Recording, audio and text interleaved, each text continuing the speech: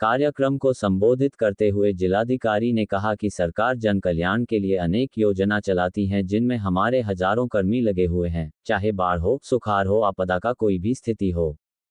निर्वाचन अवधि में अनेक कार्य होते हैं। सरकार एवं प्रशासन द्वारा आम जनता के लिए कार्य किया जाता है।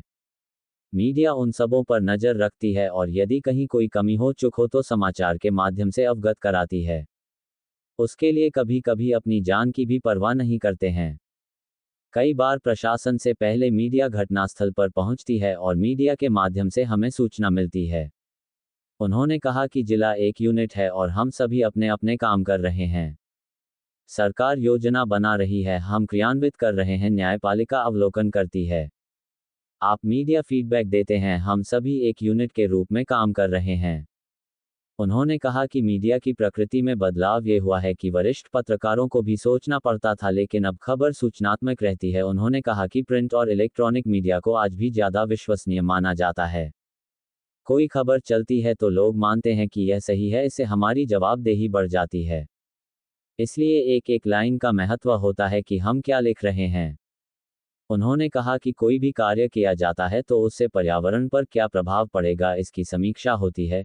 कोई फैक्ट्री लगता है तो समीक्षा होती है कि पर्यावरण पर इसका क्या प्रभाव पड़ेगा। ठीक इसी तरह प्रत्येक खबर की समीक्षा होनी चाहिए कि इस खबर का समाज पर क्या असर होगा, दी गई खबर से बच्चों पर क्या असर होगा, महिलाओं पर क्या असर होगा, बुजुर्गों पर क्या असर होगा। जिस दिन ये होने लगेगा उस दिन सही मायने में मीडिया अपने दायित्वों का महत्व समझ पाएगी।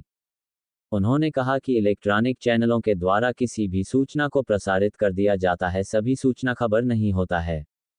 उन्होंने कहा कि हाल ही के दिनों में एक त्योहार के अवसर पर एक फोटो तेजी से वायरल किया गया जिससे समाज पर बुरा असर पड़ा। हमें समझना होगा कि यह फोटो भागलपुर के बाहर जाएगा तो लोग भागलपुर के बारे में क्या सोचेंगे। आप सच्ची खबर प्रसारित करें, भागलपुर के लोगों की आवाज हम तक पहुंचाएं, हम स्वागत करते हैं। उन्होंने वरीय पत्रकारों से आग्रह किया कि नए पत्रकारों के लिए प्रशिक्षण चलाएं और क्या नहीं करना है ये बताएं, क्योंकि क्या करना है इससे महत्वपूर्ण होता है कि क्या नहीं करना है। एक बार गलत खबर चल गई तो ये हजारों लोगों की मानसिकता पर असर डालती है। उन्होंने द हिंदू और इंडियन एक्सप्रेस का उदाहरण देते हुए कहा कि आज भी यूपीएससी की तैयारी करने वाले इसे पढ़ते हैं। इसकी प्रामाणिकता और गुणवत्ता आज भी उच्च स्तर का है। उन्होंने कहा कि कोई भी सूचना मिली तो वह एक व्यक्ति का पक्ष है कि समाज का पक्ष है, इस पर विचार करना होगा। साथ ही इस पर लिखी गई खबर का समाज पर क्या असर होगा, इस पर सोचा होगा। उन्होंने कहा कि इसकी समालोचना होनी चाहिए और समालोचनात्मक तथ्य पर जो खबर होगी वह समाज की बेहतरीन के लिए होगा। इस अवसर पर उप विकास आयुक्त श्री प्रदीप कुमार सिंह ने कार्यक्रम को संबोधित करते हुए बताया कि 16 नवंबर के दिन ही भारतीय प्रेस परिषद कार्य करना प्रारंभ किया। इस अवसर पर हम प्रत्येक वर्ष राष्ट्रीय प्रेस दिवस का आयोजन करते हैं। मीडिया लोकतंत्र का चौथा स्तंभ है जो हमें फीडबैक देती रहती है। सरकार में अनेक जनकल्याणकारी कार्य चलाए जाते हैं, कहीं भी कोई चूक हो तो प्रशासन को अवगत कराते हैं। उन्होंने कहा कि खबर सही तथ्यों पर आधारित हो, उस पर ध्यान देने की जरूरत है। कार्यक्रम का संचालन करते हुए संयुक्त निदेशक जनसंपर्क श्री नागेंद्र कुमार गुप्ता ने कहा कि 4 जुलाई 1966 को भारतीय प्रेस परिषद की स्थापना की गई, जो 16 नवंबर से प्रभावकारी ढंग से कार्य करना प्रारंभ किया। इसके अध्यक्ष माननीय उच्चतम न्यायालय के सेवानिवृत्त न्यायाधीश होते हैं और इसके साथ 28 सदस्य कमेटी में राज्यसभा के 2, लोकसभा के 3 माननीय सदस्य मेंबर होते हैं। साहित्य अकादमी, यूजीसी एवं बार काउंसिल ऑफ इंडिया के एक सदस्य नामित किए जाते हैं। 20 सदस्य मीडिया से होते हैं, जिनमें 06 संपादक, 07 कार्यकारी वरिष्ठ संवाददाता और 06 सदस्य समाचार प्रबंधन एवं एक सदस्य न्यूज़पेपर न्यूज़ एजेंसी के प्रबंधन से होते हैं। भारतीय प्रेस परिषद एक स्वायत्त शासी संवैधानिक एवं अर्थ न्यायिक संस्था है जो प्रेस की आज़ादी को बनाए रखने एवं खबरों के मानक बनाए रखने में अपनी भूमिका निभाती है। उन्होंने राष्ट्रीय प्रेस परिषद के अवसर पर उपस्थित सभी पदाधिकारियों, पत्रकारों को हार्दिक शुभकामनाएं दी। कार्यक्रम को मीडिया की ओर से वरिष्ठ संवाददाता श्री राजीव सिद्धार्थ, श्री अनुज कुमार शिवलोचन, प्रवीण कुमार मिश्रा, अरविंद कुमार द्वारा संबोधित किया गया और मीडिया की बदलते प्रकृति पर प्रकाश डाला।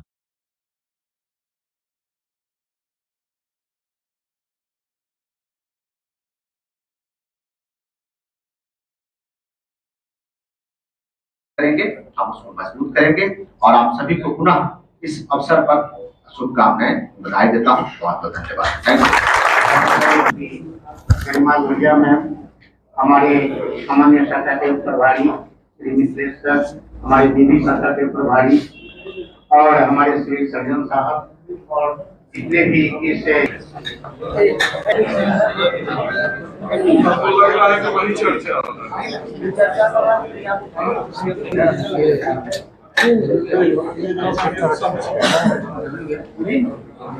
ये दौर जो है आपके सामने से गेट पर हमेशा आएंगे तो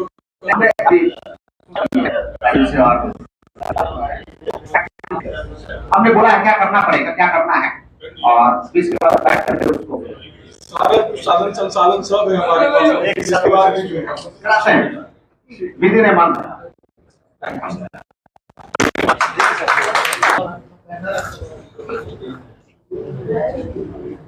हो गया। क्या बोलोगे कुछ? क्या सब तो दिन बाद ये बोले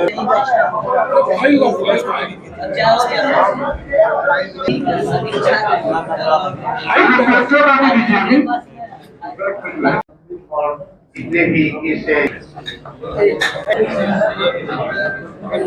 लग रहा है कि वही चर्चा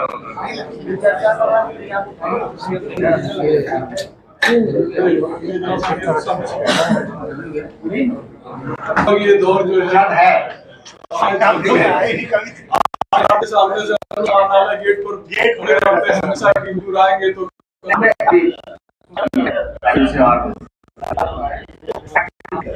हमने बोला है क्या करना पड़ेगा, क्या करना है और इसके बाद बैठ करके उसको साधन संसाधन सब है हमारे पास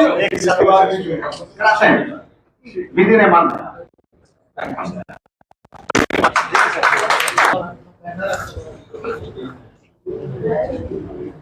हो गया। क्या बोलोगे कुछ? क्या सब तो दिन बाद ये बोले